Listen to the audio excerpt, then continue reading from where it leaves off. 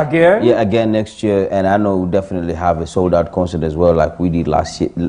Last year? Yeah, last year, around close to the end of the year. Yeah. But I'm thinking, since you have friends who did in land, one way of making her constantly come back is give her some acres, build a home there, and she makes this her second home. Is she from Nigeria? Yes. Yeah. You don't know Adai. Oh, I know. Adai. Yeah, so she was here. She was here. Hey. Wow. She turned this place upside down. Wow. She turned this place upside down. So we'll definitely think of having her here again. Probably, next year, why not? And more of those who definitely worship and praise the Lord. It's just a beautiful morning here we are broadcasting from Lower Kololo. Yeah. I'm taking that for now. Yeah, at the Media Plaza. Yeah, at the Media Plaza. Yeah, this is the King of Radio, OJ, and of course Diana. And with us we have Dr. Stephen, and Dr. Stephen is an author, and also of over 40 books, and a business entrepreneur and money coach. He's a billionaire as well, and I was thinking to myself, I think I'm also a billionaire because I constantly face bills at home, electricity bills, water bills. I thought you were going to say you're a billionaire because you're already rubbing shoulders with billionaires. If it worked like that. So I'm here today to be liberated from my bill of bills, Leonia, to now your bills.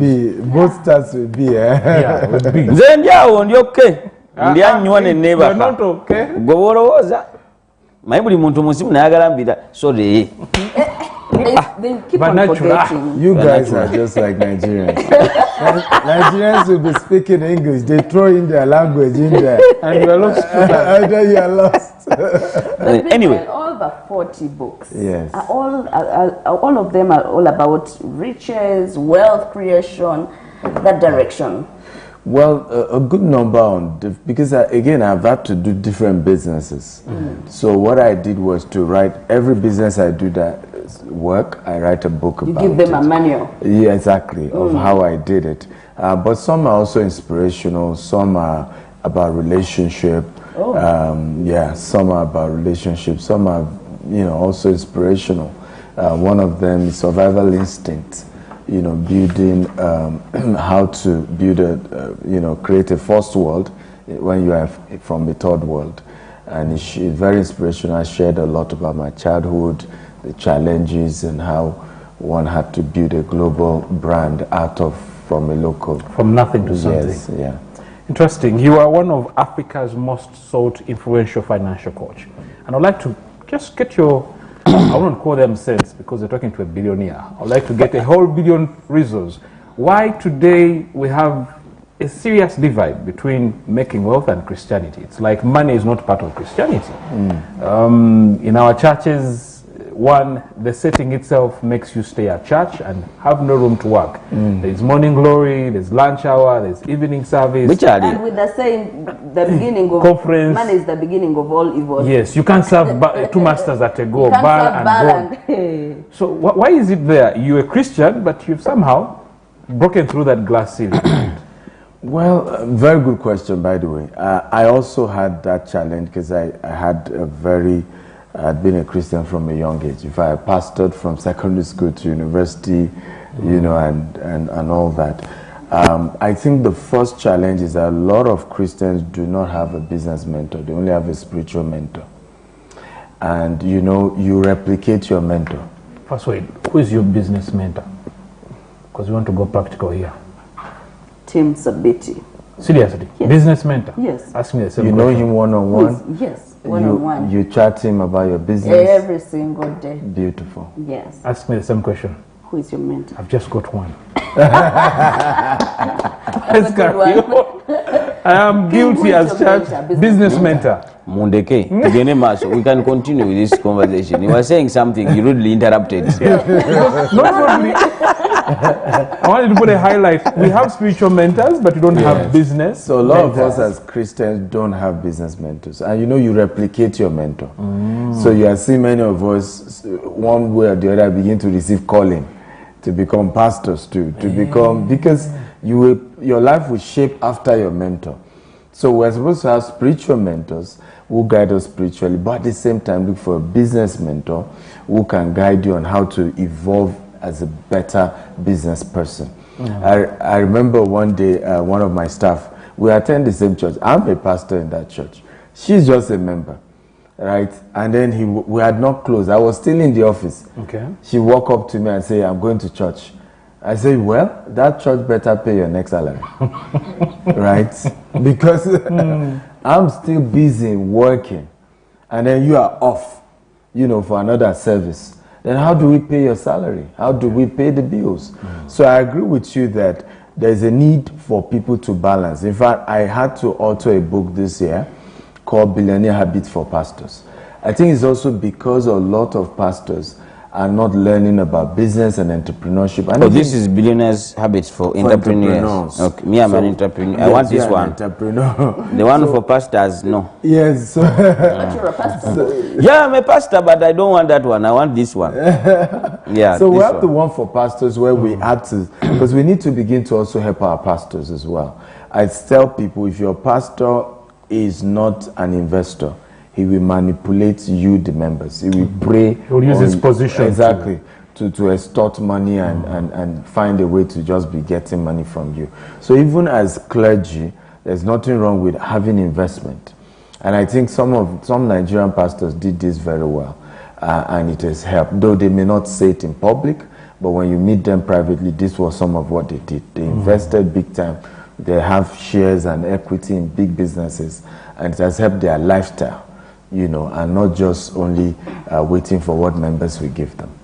One of the biggest investments, I think I was trying to read through what you've done, is that you've been buying land. Yes. And land and land. Yeah. And it's not any different with pastors here in Uganda as well. It's very hard to find a pastor who does not have land.